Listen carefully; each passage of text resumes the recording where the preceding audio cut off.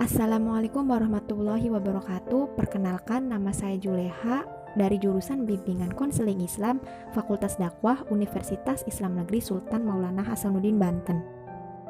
Di video kali ini kita akan membahas tentang psikoanalisis sosial teori dari Karen Horney, sejarah atau penemu dari teori psikoanalisis sosial, yaitu Karen Horney. Karen Horney lahir dengan nama Karen Danielson di sebuah desa kecil dekat Hamburg, Jerman pada tanggal 15 September 1885. Tahun yang sama ketika Freud belajar hipnosis di Paris. Di tahun 1906, ketika Horney berusia 21 tahun, ia masuk ke sekolah kedokteran di Freiburg, Jerman. Di sana, ia bertemu dengan Oskar Horney, seorang mahasiswa dari Fakultas Ekonomi dari kampus lain. Horney menikah dengan Oskar pada tanggal 31 Oktober 1909. Kita lanjut ke prinsip-prinsip teori. Orientasi dasar teori Karen Horney diidentifikasi dengan teori-teori sosial psikologis yang dikembangkan sebagai reaksi melawan orientasi yang mekanistik dan biologis dari Freud. Konsep utama dari Horney adalah kecemasan dasar, yakni perasaan terisolasi dan tak berdaya yang dialami oleh anak di dalam dunia secara potensial, bersifat permusuhan. Segala hal yang mengganggu keamanan dasar anak dalam kaitannya dengan keintiman, hubungan dalam keluarga menghasilkan kecemasan dasar. Nah, kita akan menjelaskan tentang kecemasan dasar dan permusuhan dasar.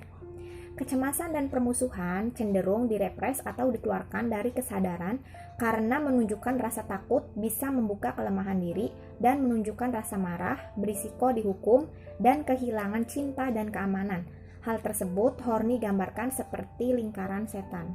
Selanjutnya yaitu ada dorongan kompulsif, kebutuhan-kebutuhan neurotik, dan kecenderungan neurotik. Oke, kita lanjut ke tujuan dari psikoanalisis sosial. Tujuan umum dari terapi Horney adalah untuk membantu pasien berkembang perlahan menuju realisasi diri. Lebih spesifik, tujuan dari terapinya adalah agar pasien menghilangkan gambaran diri ideal mereka, menghentikan pencarian neurotik akan kemuliaan mereka, dan menguak kebencian diri menjadi penerimaan terhadap diri mereka yang sebenarnya. Ada 3 aspek gambaran diri yang ideal. Yang pertama, pencarian neurotik, yaitu mencakup kebutuhan untuk selalu tampil sempurna.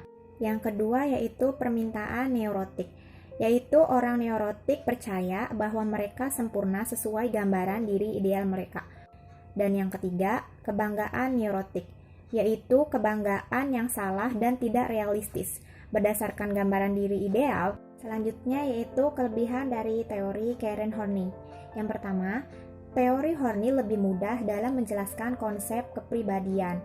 Yang kedua, teori ini lebih mudah diterapkan orang-orang awam untuk memahami tingkah laku seseorang. Nah, selanjutnya yaitu kekurangan dari teori Karen Horney. Freudian dan lainnya memperdebatkan bahwa teori kepribadian dari Horney tidak dikembangkan sekomplit atau lengkap dan sekonsisten seperti Freud. Baik, yang terakhir adalah contoh kasus psikoanalisis sosial. Bunga adalah seorang pelajar berumur 19 tahun. Bunga anak ketiga dari 4 bersaudara. Kakaknya perempuan berusia 23 tahun dan 25 tahun, dan adiknya berusia 10 tahun. Sejak kecil, Bunga dengan ibunya tidak memiliki hubungan yang baik. Bahkan Bunga membenci ibunya. Pada waktu Bunga berusia 6 tahun, ibunya pergi dari rumah dan meninggalkannya kabur dengan laki-laki lain. Padahal waktu itu adik Bunga masih sangat kecil usianya. Ibu dan ayahnya tidak pernah bercerai. Setelah ditinggal ibunya, beberapa bulan kemudian ayahnya jatuh sakit dan tidak kuat untuk bekerja. Sejak saat itu, Bunga bersekolah hanya sampai jenjang sekolah dasar. Dia membantu bekerja di sawah dan mengurusi pekerjaan rumah. Dari kasus tadi, kita dapat melihat bahwa Bunga memiliki pengalaman yang kurang menyenangkan dengan orang tuanya di masa kecil, di mana dia tidak mendapatkan rasa sayang oleh ibunya. Bunga juga harus mengalami berpisah dengan ibunya di usia 6 tahun dan harus kehilangan masa menyenangkannya mengenal bangku sekolah dengan digantikan bekerja di sawah untuk membantu kehidupan dengan keluarga.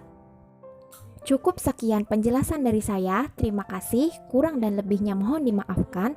Wassalamualaikum warahmatullahi wabarakatuh.